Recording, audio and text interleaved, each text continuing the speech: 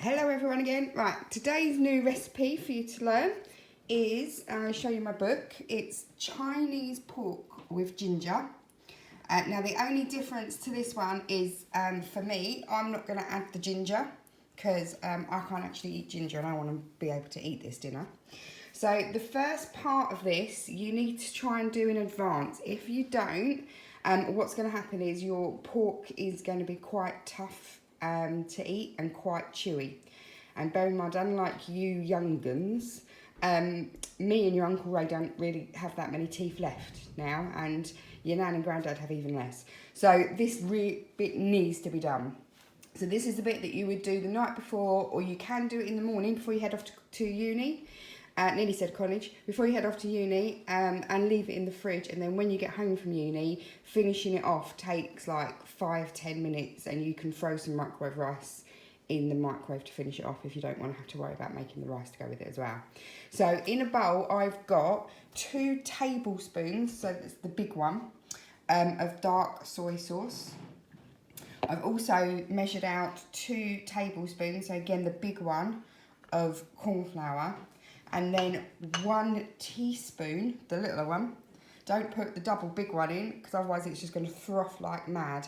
So it's 1 teaspoon of bicarbonate of soda. So we're just going to pop that into the dark soy. And then we're also going to add in, so this is quite a cheap recipe. We use something called pork fillet. And you'll get it in all of the supermarkets. Cheapest places obviously at the moment is Aunty. And you want to slice it up as thin as you can possibly get it. So it should be a wafer thin. Look that one up, see if you can work out where that one's from. And what we're just going to do is pop it. You can see it's already starting to froth a bit. That's because of the bicarb. That's why I say you only want a little bit of bicarb, otherwise it will just froth up like mad. So we're going to throw all of the pork in with that. And then all you're going to do is literally get a spoon and mix it in. So it's all mixed up. Once that's all mixed in, pop the lid on or pop some cling film over your bowl and pop it in the fridge for at least 2 hours. Ideally more. Overnight is best, so if you do this one the night before. But like I say, if you're going out in the morning, pop it in the fridge. It'll be ready for you to cook when you get back. On top of that, once you've mixed it all up together, that's when you can then put in some ginger, if you're having it with the ginger. Now, I'd recommend getting these. You don't have to, you can get the fresh stuff, but I don't because it saves so much time. You get these from Aldi again, they're really cheap. And they also come in a chilli one, I believe, as well. I'm not going to, now if you was doing it with the ginger, you could put now a teaspoon of ginger on top. Obviously, I'm not using the ginger, so I'm going to make my Chinese pork with a bit more garlic. And it is literally just a puree. It literally just comes out like that. It's so easy to use. And you can use this garlic puree as well. You can add it to some flora, or if you use butter, proper butter, mix it up, pop it over some chia batter and pop it in the oven, and you've got your own garlic bread made instead of buying it from the shops. So that's my one. I'm going to pop that in the fridge after I've mixed it all up and leave it. And then later on, I will come back on and I will video doing the rest of it. Right, the next stage that we need to do is to make up the stir-fry sauce that you're going to throw over the top of the pork. So the ingredients are listed here. So it's 2 tablespoons of a light soy sauce. You want light this time because otherwise it will be too salty. A tablespoon of oyster sauce, a tablespoon of sugar, ideally dark brown sugar. However, if you're on Slimming World and doing this via the Slimming World way of doing it instead, I use a tablespoon of liquid sweetener. I'll show you the one in a minute.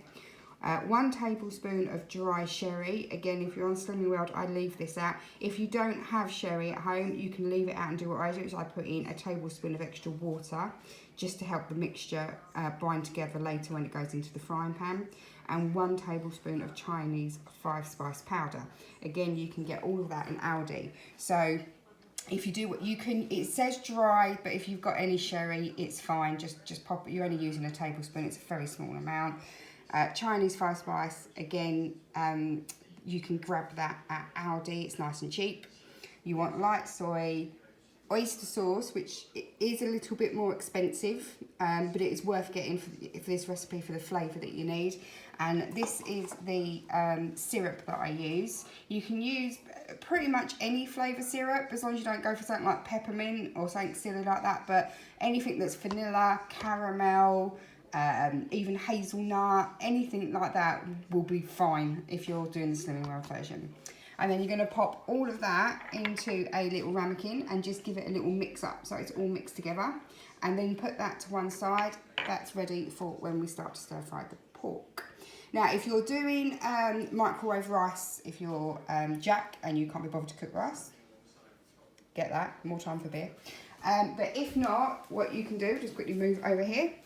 So this is a quick method of doing a noodle stir fry, and it's Slimming World as well. So I've put the noodles into some boiling hot water and just left them to go soft.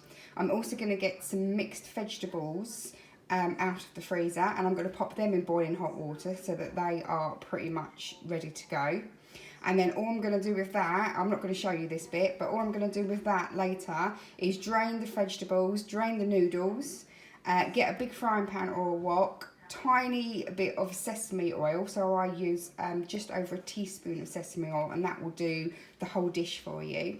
And then all you're going to do is quickly throw in the noodles and warm them back up, throw in the vegetables over the top, mix it all together, and then once it's mixed, you can put a teaspoon of soy sauce over the top and mix it all together, and you'll have a quick and easy vegetable noodle, which you can also do for a lunch as well, Jack, if you want something quick and easy for lunch before you go back to uni.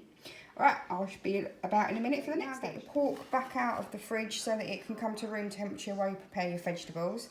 Now the only vegetable this recipe actually says to use is spring onions, cut up into little teeny tiny shards. I'm on Slimming World, so I have to have a third fruit and vegetables with each meal that I eat.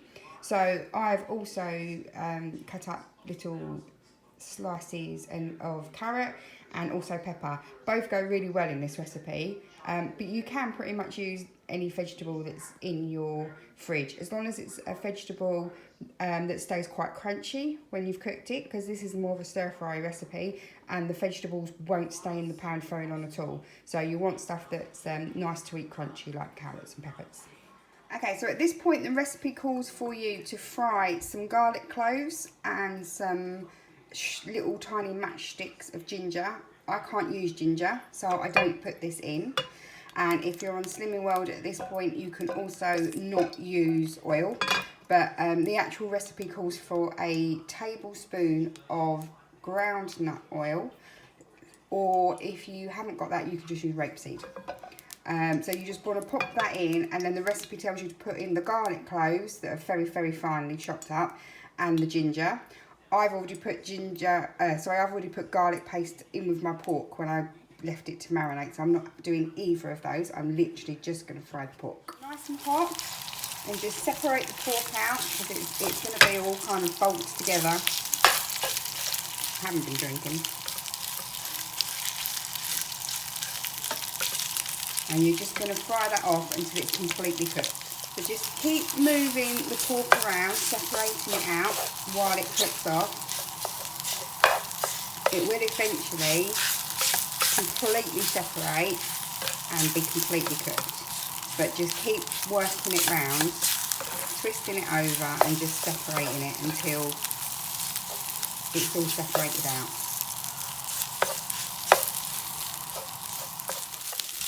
Okay, so I've got it all separated, but it's still some places not quite cooked. So now you're just going to turn the temperature down a little bit, just to make sure that all the pork is completely cooked before you move on to the next stage. So just keep moving it around. You can use two spatulas at this point if you want, and kind of pull it apart to make sure that you've got it all. But you just want to make sure that you've got little teeny tiny strips like this, rather than any big chunks where it's been together. And you're looking for every piece to be completely cooked. So we're looking for it to be, and you want it kind of nice and crispy and brown if you can, because that makes a nice flavour.